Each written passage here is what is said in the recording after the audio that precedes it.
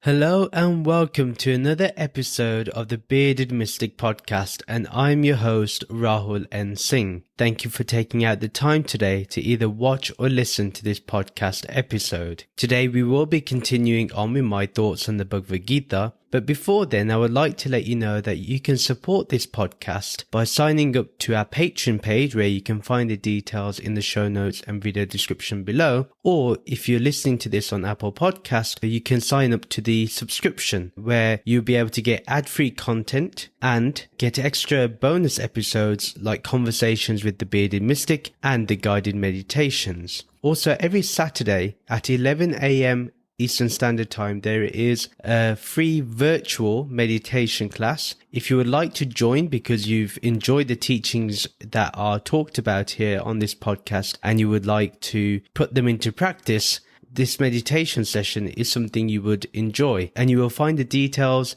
in the show notes and video description below. In the last episode, we looked at chapter 4, verses 30 to 33. Shri Krishna had guided us to dedicate everything to Brahman as a sacred offering, as this will keep the mind focused on worship, and this naturally creates selfless acts, and no reactions from karma will have its effect upon us. Shri Krishna also explained that we should only consume that which is offered to the devas first, or while we're thinking of Brahman. Without this, material success, at the very least, is not even achieved. Yajna is essential. Shri Krishna also explained that everything is Brahman, and therefore you can offer everything to it. To get freedom is to understand Yajna and then practice it fully. For everything is the Lord's, to the Lord it returns. Shri Krishna also guided Arjuna that this Gyan of Brahman is worth far more than anything material. So nothing in this material world can come close to this knowledge of Brahman, to this realization of Brahman. Therefore, give yourself to the divine is the most important and supreme offering. Give your tiny ego and let it go to the Lord. Let the ego dissolve away in terms of its influence upon you, and then you will find that only Brahman is in your awareness. Not only is in your awareness, you realize that Brahman is your awareness. You have always been seeing the world, perceiving the world through Brahman. That which is aware has always been that one non-dual state. Today we will be looking at verses 34 to 38. Verse 34, just know this, O Arjuna. Bow to the rishis and gurus who know the ultimate truth. Inquire from them with respectful questions. Serve their efforts to share the divine knowledge with the world. And through this process, they will teach you Gyan, because they have Tattvadarshi, the ability to see the truths that would otherwise remain unseen. A very important verse if you think about it, so let's break this down a little. Just know this, O Arjuna. Bow to the rishis and gurus who know the ultimate truth. This is really important if you think about it. Those that have the ultimate truth, those who speak of the ultimate truth, those who revere the ultimate truth, the ones who fully assimilate the ultimate truth in their lives, they are worthy of all the respect in the world. And they naturally receive infinite amount of love from us because we just find them shining forth with this beautiful knowledge, with this beautiful presence that undoubtedly allows our egos to dissolve very naturally. Bowing to them, honoring them, giving our heart to them is the only thing we can do for such pious beings, because they've given home to the wisdom in their own hearts. They've allowed their hearts to be open and free for this wisdom. And this is not easy. Those of us that have been on this spiritual path know how difficult it is. It's not as if you get to listen to the Gita once or you see a guru once that you will automatically just know the truths of the whole universe. Not necessarily.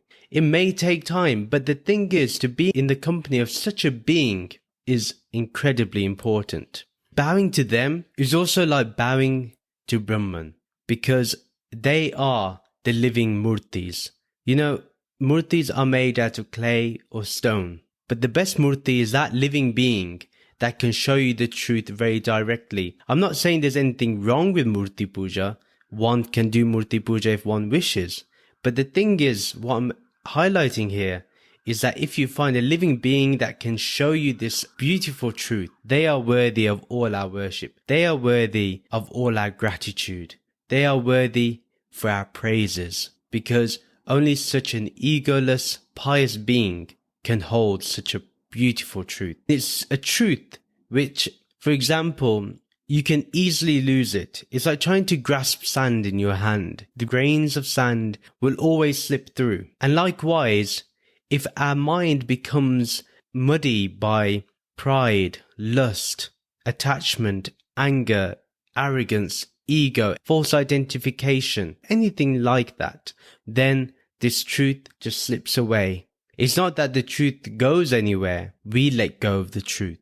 We let go of the truth for other things that we think will satisfy our hearts, but we find that it never ever does. The next part in the verse, inquire from them with respectful questions, serve their efforts to share divine knowledge with the entire world. It's very interesting. It says to inquire from them with respectful questions. This means that Sri Krishna wants us to respectfully put our questions forward and respectfully listen so we can grasp the answers. It's always important to seek wisdom from such people, to find out ways where we can utilize the teachings, the way we can practice the teachings, the way we can fully assimilate the teachings in our own lives. When we open our hearts to the answers to those questions without bypassing our own discernment of what is real and unreal, we automatically will also start finding the truth resonating within us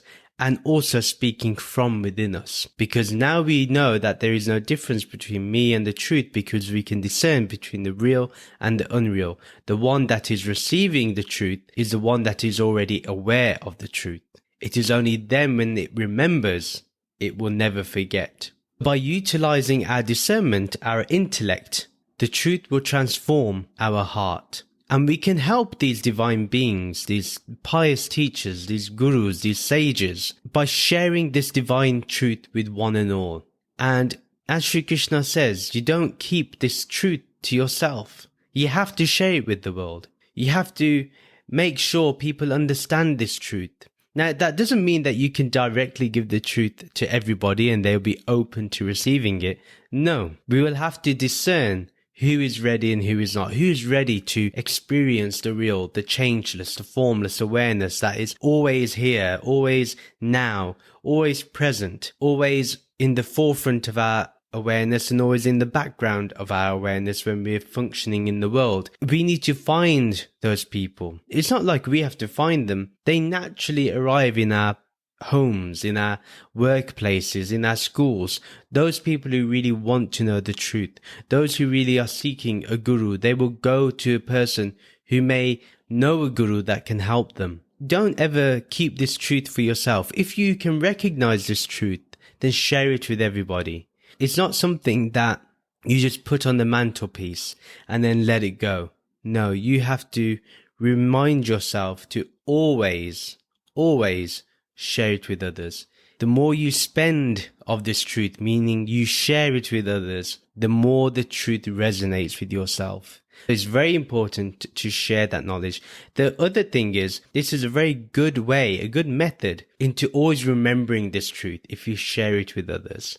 If you're always sharing it, guess what you're always remembering? Well, you're always staying in the remembrance of this formless awareness. What a beautiful way by Sri Krishna to tell us to always share this truth, this gyan. Go into the world and speak of Brahman, speak of this Nirgun. See if people can grasp such an abstract concept. If they can grasp something that does not want to be defined, ask them to understand that this Brahman is their true self. It's not some other God that they have to search outside for. And this is the point. You can show people how accessible this truth is. This truth can be given to those that are agnostic, atheist, or a theist. It doesn't matter, but this truth goes beyond all of those things and can be directly perceived by that person who is ready to perceive it. The third part is, and through this process they will teach you Gyan because they have Tattvadarshi, which means the ability to see the truths that would otherwise remain unseen. Again, with this attitude, these teachers, these pious gurus, would teach us the Gyan, this pure knowledge, this pure wisdom, because they have Tattvadarshi. They have been able to see this. And the thing is, they would teach us the Gyan because they have found that you have gone beyond selfishness, beyond greed and individuality. And that is their nature too. So they recognize it in another. Now they are Tattvadarshi because they can see the truth. They may all have prerequisites in terms of what has made them get there or what they may require you to have before they show you what this tattva is. But they have the ability to see this truth directly, and that's what is amazing. They can see that which other people cannot see. This is Brahman that they're talking about, Nirgun Brahman, not some form, the formless. Only the formless, imageless, colorless one can be directly seen by those that can now see through the knowledge, not through Maya. Remember, every form is Maya, every form. Therefore, we go towards the formless. These people are always face to face with the formless awareness. And remember, what others cannot see, which is this truth, they see everywhere, within everything, seen and unseen, beyond the senses, where even it goes beyond space too. That is how close this truth is seen. This is how direct they see it. This is how they can directly grasp the deeper elements of truth. The context of the whole verse is that Sri Krishna guides Arjuna to give utmost respect to the sages and rishis who know Brahman. He must serve them, or we must serve them, and ask sincere questions and share this wisdom with one and all, so that this Gyan can be taught to all. What others can't see, these rishis and gurus can see. And that is the beauty of Brahman. Remember, Nirgun Brahman. Nirgun because it is without attribute. And without attribute means without any form. And now this is very hard to conceptualize. But that's why it cannot be made into a concept. Even when we say Nirgun Brahman, we're making a very important concession. But remember that this concession is only so we can directly perceive Brahman. Now think about it. We'd be able to see those truths that would otherwise remain unseen. This formless awareness is right here between you and the screen. Me and this microphone, it is present here. It is so close to us that we cannot deny its existence. We can feel it if we are able to silence our mind, silence our thoughts, remain more still. And then slowly we start discovering that this truth was right there in front of us and we just couldn't see it. It's a very beautiful verse. Let's go to verse 35. Once you achieve that knowledge, you will never again fall into delusion. You will see all beings and yourself as the immortal Atma, and you will see that they are all within me. This is a very important verse, and remember to see this verse through the vision of oneness. If you do not see this verse in the vision of oneness, you're making a grave mistake, and a mistake that other people have made who followed the Gita through their own crooked perceptions and their own crooked philosophy. If you see this through duality, you're missing the whole point. Krishna is not talking about himself as a separate being. He's talking about himself as a formless oneness, as the only being there is. There is no I in this. There's no separate you or me in this. There's only this. And Krishna is a representation of this formless awareness, which is this. Okay? So that's a caveat that I'm giving before, but I may explain it again because it's very difficult to comprehend, but it's so beautiful once you get it. It's mind-blowing once you get it. Trust me. Once you achieve that knowledge, you will never again fall into delusion. Once you have this wisdom, delusion will never be able to settle. Delusion will never be able to overpower you. It can't, because now you are seeing the truth for what it is. Now you can discern. Once you have a strong buddhi, a strong intellect, and then you can perceive this formless awareness in everything as the only thing, then you cannot fall under delusion. That means you will not fall under the delusion of Naam and Roop, name and form. You will be away from that now. This knowledge is of the light, of the real, and therefore nothing can disturb that eternal peace that is resonating throughout the whole of existence, throughout the whole of your awareness. It is there. And you will have absolute clarity because of a sharpened intellect. And that is because every moment continues to be a yagna to the divine. You continuously offer any aspect of duality to this non-dual self. This is what you'll do. Anything of name and form will dissolve when you offer it to this formless self. And that is the most important thing to remember. Now, the next part, you will see all beings and yourself as the immortal Atma, and you will see that they are all within me. This is a very beautiful line, and again, this emphasizes the oneness, not the separation of Krishna and us. So let's break this up even more. First of all, envision all beings and then yourself as one light, and then see the whole of existence in that same one light. Now, all that is existing now is that one light. That is our one shared being, and that is seen as this formless, immortal Atma. There is only this immortal Atma, which is this one bright light. Now, that which others cannot see is the immortal Atma. They see Naam and Roop, but you can see this invisible unifying force. If we take the light out now and we remove the light, then what only remains is this invisible unifying force. And because you see all this as the shared being, it all must be within the Supreme Brahman as Supreme Brahman. Remember, Krishna is talking as Brahman, and Arjun is a disciple, now not his friend. So remember this. When you're thinking about this verse, just remember the state in which Krishna is sharing this message. So because of this understanding, what you will be able to do is you will see this immortal Atma as one and the same as Brahman, as I've highlighted before. If you feel that you weren't able to grasp this, I would rewind a bit and just listen again. It's very important to grasp this, because if we do not, then we can fall under delusion again, literally. You see, what's beautiful here is that in this very line, Sri Krishna talks about not falling under delusion again. And it's very easy how people get stuck on the name and form of Krishna. Look what happens when they do that. They fall under delusion again. Within the very line, he is able to show us this practically. From this line, you can see who understands this truth and who doesn't.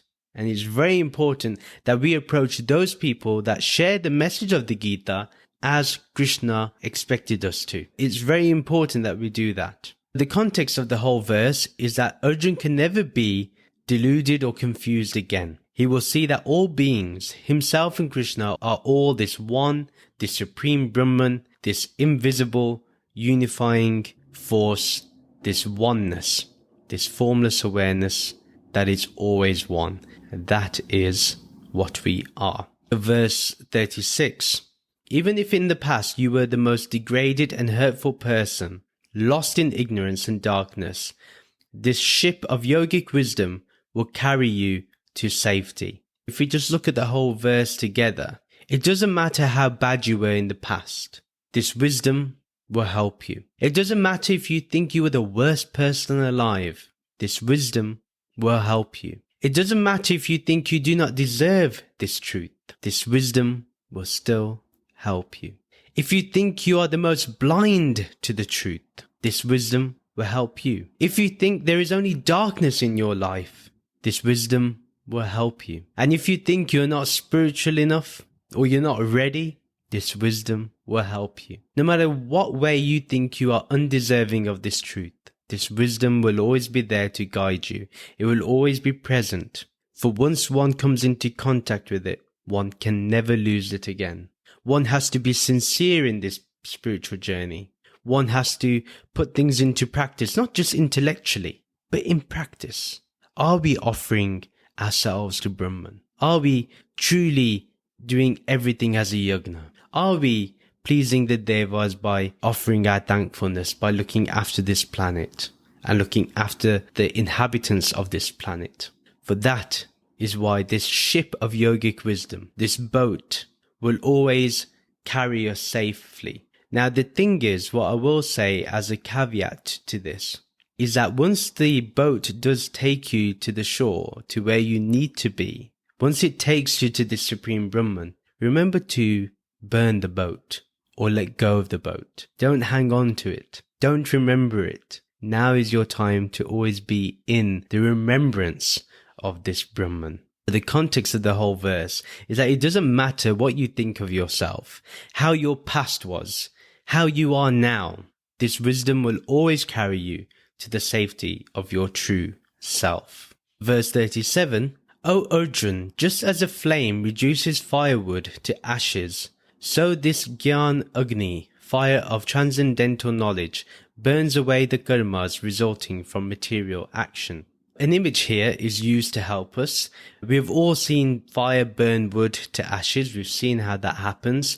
What was there once as solid wood is then turned into ashes as it burns from the fire. Using this example of the fire, we can see the fire as Gyan, this transcendental knowledge, and that this transcendental knowledge will burn away the reactions from the karma that we have done. Now, all three karmas will be burned to ashes. So the three karmas are Sanchita karma, which is the store of karmic debts accumulated from previous births. Agami karma is new karma accumulated in the present lifetime, which is carried forward into future lives. And Prarabdha karma is that part of one's Sanchit karma which must be worked out in the present life. Because this law of karma implies determinism in human activities, Prarabdha karma is sometimes translated as destiny. That's something we need to remember.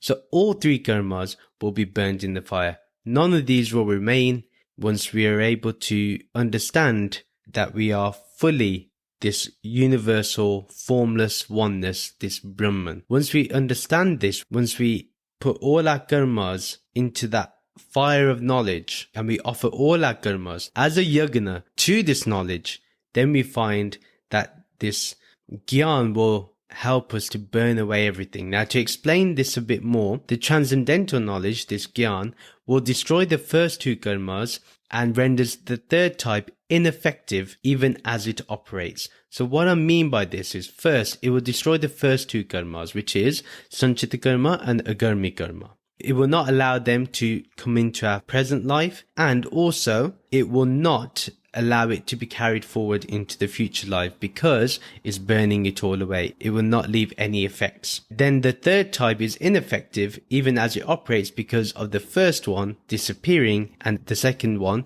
which is Agami karma, is not going to be functioning. Therefore, these karmas, the reactions from these karmas will not touch us. The context of the whole verse is that Sri Krishna explains how this Gyan burns away all of our karma. Hopefully we've understood that, but if you have any questions about this, do ask me. If you're watching this on YouTube, write a comment with your questions about this. The other one is you can write to me at beardedmysticpodcast@gmail.com. Verse 38, there is nothing in this world that compares to the healing and purifying effect of this Vedic knowledge. One who perfects this yoga comes over the course of time to know their true self as the immortal Atma. Let's look at the first part. There is nothing in this world that compares to the healing and purifying effect of this Vedic knowledge. Remember, this knowledge is from the Vedas. It has been there for eternity.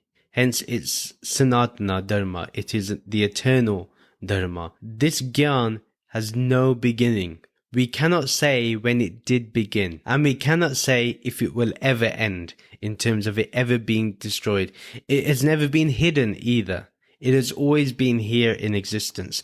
The only thing is, we always need a preceptor to tell us about this truth. We realize that this truth was always staring at us right in the face. This Gyan about Brahman is the most healing. It heals everything. The more you remember this formless awareness, the more the ailments of your body and mind will lesson. Now, that doesn't mean that you do not take precautions or you do not go to the doctors when it's necessary or anything like that, or you do not seek therapy if you're going through a tough time. Of course, one must do, but it does take us beyond the body and mind, along with medicinal science and therapy and counseling. Remember, this gyan can be utilized with those two things too, okay? And it can help us get stronger and more positive and optimistic. That's the main point, is because you understand that this awareness is not going through the ailments. That does not mean that we bypass what is making us ill, whether mentally or physically. What we need to ensure is that we are still dealing with those things, but remembering what our true self is. Because remember, this body and mind has its own function, but this awareness is beyond any function. It is the most purifying because it cleanses your mind, free from all other thoughts except Brahman. Brahman is the only thing we need to remember, the only thing that needs to be in our mind. Yes, that doesn't mean that when you're working, you don't concentrate on work and you think of Brahman. No, you do your work. You do think about other things. But whenever there's a moment free, you're always thinking of Brahman. That is always at the forefront, that remembrance. And that remembrance can exist alongside other thoughts too. Before the thought appears, there's a thoughtless state. The thoughtless state is even there in the appearance of a thought. What I'm saying here is incredibly deep. I know it is. I know. But like I said, rewind this. Listen to all this again if it doesn't make sense the first time round. But it will make sense. It's going to come to you like an aha moment. When the light bulb just switches on and you're like, I get it. And trust me, that's how it was for me. It took me so much time. Before I go forward to the next part, the other thing I want to mention about purification, it doesn't mean that you dip in the Ganga or you become celibate or you don't eat meat or don't take any chemical substances. That is not the purification that is being talked about here. The purification here is of identity, where you move from the identity of form to the formless, from the identity of the body and mind to the identification that you are this Brahman, that there is only Brahman. Aham Brahmasmi Tattvamasi. Remember, the Bhagavad Gita is only emphasizing the messages of the Upanishads. It's re-emphasizing them to us so we understand. The real purification is that one, where we move from duality to non-duality, the egoic identification of body and mind to Brahman. The second part is, the one who perfects this yoga comes over the course of time to know their true self as the immortal Atma. Once you get this knowledge, it may not be an immediate shift. Not everyone's going to remember this straight away. Nobody is going to be like, yes, I get it. I am this one. I am Brahman. Saying it is not enough. You got to experience it. You got to feel it. You got to become it. Depending on a lot of things like karma or your current situation, the decisions you make, the lifestyle that you have, and other things, they may slow down the progress. But we shouldn't give up. We should continue on, keep going forward, and not give up. The more we contemplate on this gyan, the more we understand what our true self is, which is this eternal Atma, this immortal Atma. So the more we remember this Atma, the less we associate with the body and mind. And this is the progressive path. It's direct yet progressive. Not everyone will get it straight away. Awareness can be directly accessed. But to fully understand this as the shared being, as the shared oneness of all, of the only thing that is, that may be a progressive path for us. So for that, we need to keep going back to this formless, to this Atma, to this knowledge, to this Gyan. So the more we remember this Gyan, the better. The context of the whole verse is, immerse yourself deeper and deeper into the Atma, into this Nirgun Brahman. Unite every action in remembrance of this Nirgun Brahman. Give every thought and action as a sacred offering to the Devas, to this Nirgun Brahman. And be fulfilled, be free, be pure, be clear. Be your true nature, your true self. And that is the end of the episode. Please do share this podcast with your friends and family who you know will enjoy this type of content. You can follow me on social media to keep getting updates, or subscribe to the monthly The Bearded Mystic newsletter, or join the Bearded Mystic Podcast Discord server. All the details for this are in the show notes and video description below. As I mentioned earlier, if you would like to support the Bearded Mystic Podcast, you can check out the podcast's Patreon page, or you can support the podcast through Apple subscriptions. The details are in the show notes and video description below. Please rate and review the podcast on our website, www.thebeardedmysticpodcast.com. Please like and comment on this video and subscribe to this YouTube channel. Thank you very much for listening, and we'll end with the Shanti mantra. Om Shanti Shanti Shanti. Om Peace Peace Peace. Namaste.